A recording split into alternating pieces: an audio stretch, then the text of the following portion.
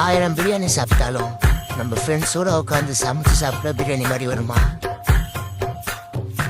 எத்தனை சாமி வந்ததையா, இது எந்தெந்த சாமி தந்ததையா, எத்தனை பாட்ட சொன்னதையா, அத சுத்துற பூமி கண்டதையா, அடிச்சு வீசும் காத்துலையும் அந்த தகப்பனாச சுத்துதையா, பிடிச்சு பூக்கும் விதையிலும் ஒரு வம்சத்து கதையே உள்ளதையா, 100 தலைமுறை சேர்ந்து செதுக்குன ஈர நலம் இது பாறையா, வாழும் வரையிலும் நீயும் விதைக்கிற கடமை இருக்கு கேளையா, எத்தனை பாட்ட சொன்னதையா, அத சுத்துற பூமி கண்டதையா.